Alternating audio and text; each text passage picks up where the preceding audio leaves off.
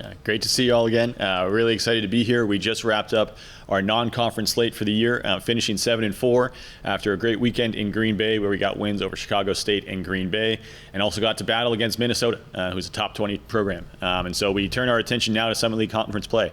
We start off with Omaha and Kansas City, who are the two teams that were in the Summit League Championship last year, and we get to play both of them on the road.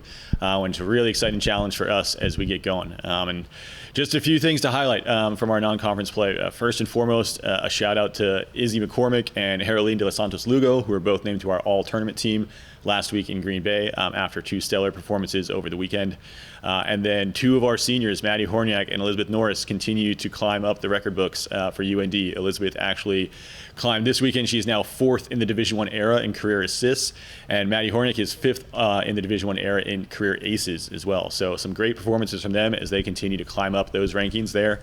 But just a total team performance as we continue to have multiple people shine in different roles for us playing over the course of non-conference play. And so we're excited to get going with conference and excited to start battling against people that we know a little bit better and just to start pursuing our Summit League tournament bid in that way. So yeah, really excited to get going. Questions for Coach? Coach, what have you taken away from the rest of the Summit and their non-conference performances? How is it shaping up to look in terms of the race? The Summit right now? Yeah, really exciting. I think we've seen that everybody this year is better than they were a year ago with a few minor exceptions. But South Dakota, as always, has challenged themselves in their non-conference play and came away with some big wins over Missouri and Iowa State. We've seen South Dakota State go 11-0 in non-conference play, a slightly lighter schedule in terms of the quality of their competitors. But to be able to go out and be 11-0 and to take care of all those matches is really impressive, especially with the turnover they had with their roster.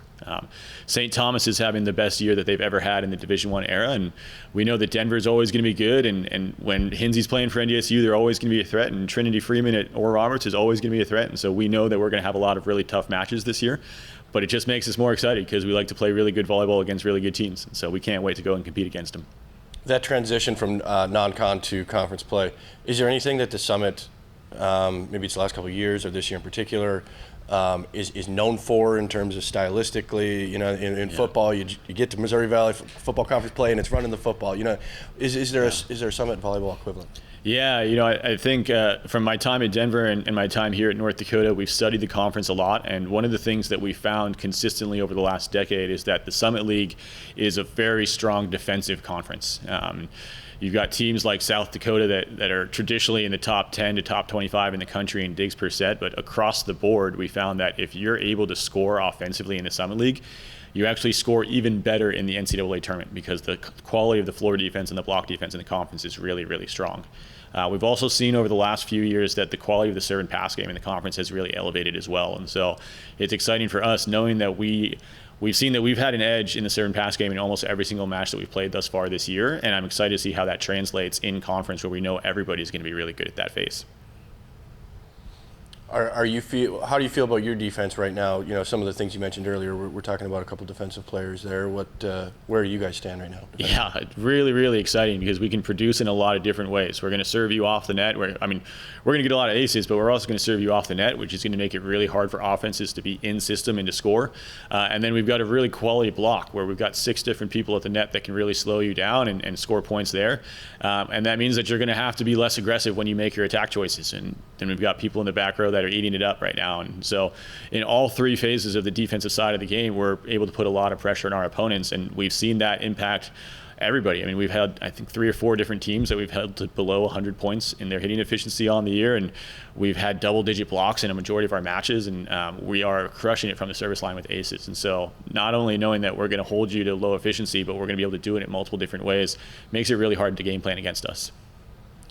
Do you want your players and their processes to feel any different as you change from non-con to conference play here?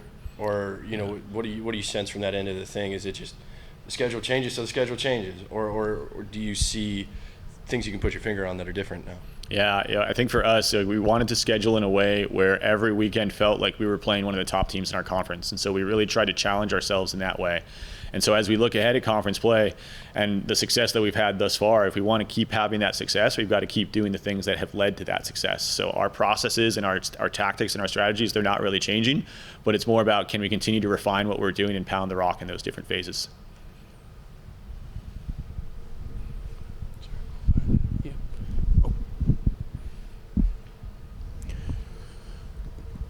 Coach, you guys are getting ready for this, conference schedule.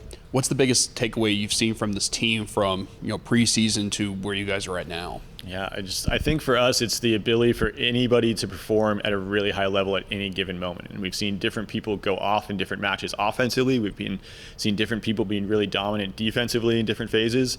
And so knowing that anybody has the ability to do that at any given time makes it really hard to game plan against us. And then if you couple that with the fact that people are starting to do those things more consistently, have those high level performances more consistently, once we've got all people firing on at their highest level all the time, it's going to be really, really tough to play us, which we're excited about. And despite the loss to Minnesota, what was the biggest takeaways that you took from a game against a high-ranked opponent?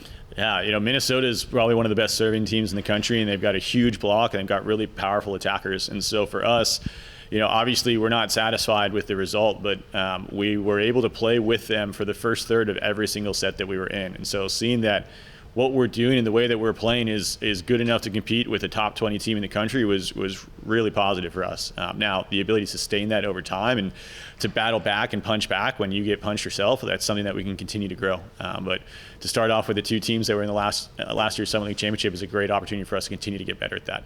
And what's the biggest thing you want to see from your team, as you guys hit the road for this conference slate?